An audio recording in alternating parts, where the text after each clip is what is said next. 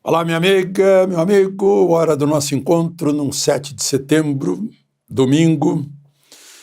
Hoje, a Igreja Católica ganhou um santo padroeiro das redes sociais. São Carlo Acutis, italiano, morreu com 15 anos, de uma leucemia rapidíssima. E houve outra canonização. Pedro Pier Giorgio Frassati, de 25 anos, dois jovens santos. E nenhum deles padre religioso de alguma forma. Os santos antigamente quase todos eram padres e freiras, né? Agora civis mesmo, por caridade.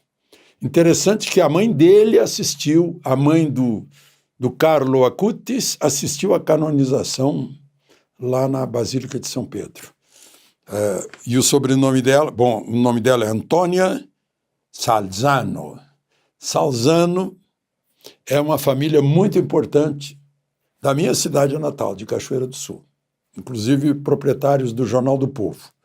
Um deles foi secretário de Educação do Rio Grande do Sul e antes disso foi prefeito. Tem um busto lá na frente da antiga prefeitura, Liberato Salzano Vieira da Cunha. Dois santos. E hoje é o dia da nossa independência. Que coisa, esse país, né? A independência foi dia 2 de setembro e foi decretada pela princesa regente Maria Leopoldina de Áustria. Pedro só gritou, só proclamou, fez o marketing. Eu digo brincando, posou para o Pedro Américo fazer o quadro. Mas foi a Leopoldina no dia 2 de setembro. É assim, o historiador Varnhagen escreveu 300 anos depois que Cabral chegou a Porto Seguro. Eu estou convencido de que Cabral chegou à Praia do Marco, né, ao norte de Natal. Não tinha como chegar ao sul da Bahia. Não tinha como. A vela, só a motor. E não tinha motor naquela época. Bom, só para mostrar, né, as nossas datas. Enfim, a tradição diz que foi 7 de setembro, diz que aconteceu assim como está pintado no quadro do Pedro Américo, assim como está no quadro do Meirelles, né, da primeira missa, que seria em Porto Seguro, quando na verdade foi lá em Touros, Rio Grande do Norte. Essas coisas. Mas Leopoldina e Pedro, eu assisti o traslado do corpo de Pedro, que veio lá de onde ele estava, fica numa igreja que está lá no alto, perto do Forte de São Jorge, da Fortaleza de São Jorge, lá em Lisboa. Foi trazido de lá, passou pelas capitais brasileiras em 1972 e está no Monumento ao Ipiranga. Monumento do Ipiranga, Monumento da Independência. Os paulistas também, a independência foi no Rio de Janeiro, em que ela assinou, mas os paulistas assumiram a independência. Parece Jerusalém e Roma, né? E, enfim, está lá junto com a Leopoldina. Estão os dois. Dona Amélia também está lá, a segunda mulher, né, de Pedro, porque a Leopoldina morreu jovem, 28, 29 anos. E o monumento foi feito por dois italianos. Um fez o bronze e outro fez o granito, né? Vou dar o nome deles aqui, porque um deles trabalhou lá naquele monumento Vittorio Emanuele, lá de Roma, que o pessoal chama de máquina de costura, né? O Ettore Ximenes e o Manfredo Manfredi. É isso. Bom, 7 de setembro, 7 de 9. Olha só, a Gazeta do Povo de Curitiba resolveu fazer uma promoção 7 de 9. Durante 9 meses você paga R$ 7 para ter acesso a tudo que a Gazeta do Povo põe. Gazeta do Povo, como você sabe, é um jornal que não se entregou, não foi domesticado pelo dinheiro dos seus impostos, não. Mas é fiel ao dinheiro da sua assinatura. Com verdade, defesa da liberdade, da lei, defesa da Constituição, dos nossos valores ocidentais que estão sendo atacados. Eu vou repetir aqui para a gente lembrar. A nossa cultura judaico-cristã, a nossa democracia grega, o nosso devido processo legal romano. O Lula parece que adora as coisas da China. E a Gazeta do Povo está fiel a isso. Eu estou lá na Gazeta do Povo, Rodrigo Constantino também. Aliás, estávamos juntos hoje num vivo no Instagram, com o deputado local aqui, o Tiago Manzoni, mais o doutor Sebastião, a Bia Kisses, né? Estamos todos lá na Gazeta do Povo, na verdade, na defesa da lei. E lembre-se aí, essa oferta é ótima, né? 9 meses a R$7 você vai encontrar, pode se inscrever lá em gazetadopovo.com.br/Alexandre Garcia, ou pegar aí o QR Code, né? Eu acho que é uma excelente oferta, a gente se encontra. Agora, você não encontra na Gazeta do Povo uma frase como essa aqui, que eu acho que é a maior agência de notícias, da maior empresa de mídia, estava relatando, eu me interessei porque foi agredido um cinegrafista, eu queria saber se conhecia, lá num território soberano dos narcotraficantes no Rio de Janeiro. Essa soberania o Lula não conseguiu defender até hoje, né? E aí está escrito assim: o cinegrafista teve os dentes quebrados após levar coronhadas de fuzil dentro da boca. Vamos ler de novo? O cinegrafista teve os dentes quebrados. O que significa isso? Que teve todos os dentes quebrados. Os dentes quebrados. Se fosse teve dentes quebrados, seria os incisivos, talvez. Bom, vamos lá. Após levar coronhadas. Não. Eu creio que foi durante as coronhadas, não foi depois. Quer dizer, primeiro deram a coronhada, foram embora, aí quebrou os dentes dele.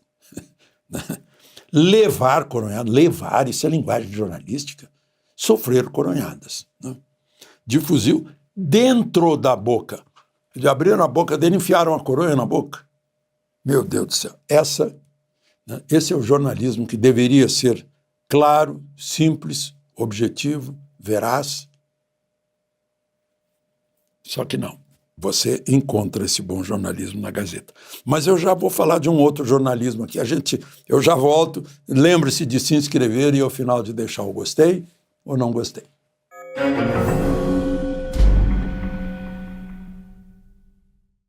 O outro jornalismo sobre o qual eu queria falar é um dos mais importantes jornais do país, o Estado de São Paulo. O editorial do Estado de São Paulo de hoje diz assim, lá no subtítulo: encerrado o julgamento dos golpistas, não haverá mais desculpas para que o STF conserve poderes excepcionais. Quer dizer que poderes excepcionais não faz mal desde que julgue antes os golpistas. É isso. Eu já ouvi essa tese. A ministra Carmen Lúcia, ela disse, sou contra a censura, mas dessa vez vamos censurar, não é? Somos contra regimes excepcionais, mas primeiro tem que julgar os golpistas. Agora, conserve os poderes excepcionais. Como assim? Quem foi que deu esses poderes? Foi o povo brasileiro? Foi o Congresso Nacional? Se não foi, esses poderes não são excepcionais, são ilegais. Inconstitucionais. Não? O Supremo é a guarda da Constituição. Assim está escrito no artigo 102. Guarda. Não é o revisor da Constituição, não é aquele que tem poderes de mudar a Constituição, de alterar, de escrever o contrário do que está na Constituição. Artigo 102, é só guarda da Constituição. Não tem o poder natural, a legitimidade que é dada pelo voto popular. O voto popular dá legitimidade ao presidente da República, como chefe do Executivo e como chefe de Estado. Chefe de governo e chefe de Estado. E dá poderes aos deputados e senadores. 503 deputados, 81 senadores, para representarem o povo do Estado e o Estado, na Câmara e no Senado. Esse é o poder legítimo. O Supremo, portanto, é, ao contrário do que quer o ministro Barroso, um órgão, sim, técnico, de interpretação da Constituição ou decisão sobre leis, se houver alguém que conteste. Ele não tem o poder de tomar iniciativa, como tomou a iniciativa desse inquérito do fim do mundo. Bom, tinha uma outra coisa aqui a acrescentar. Bom, eu não falei ainda do 7 de setembro. Vocês viram, se vocês encontrarem, me mandem, porque eu não encontrei. Nenhuma imagem da esplanada dos ministérios, ali onde estava o presidente da República, de câmera aberta, como a gente diz, foto ampla, com todo o ângulo de grande angular, para a gente ver se tinha gente lá. Não deu para ver. Tem câmera fechada, lente fechada, pegando pequenos grupos. Aliás, eu falei do Supremo, não havia ninguém do Supremo no palanque, junto com o presidente. Normalmente estão lá os chefes de poder. Está lá o presidente da República, chefe do Poder Executivo, os presidentes da Câmara e do Senado, chefes do Legislativo, e o presidente Supremo. O presidente Supremo não estava e nenhum ministro do Supremo presente. Lewandowski não é mais, estava lá como ministro de Lula. E não veio ao Alcolumbre. Será que ele estava com medo de alguma vaia, alguma coisa?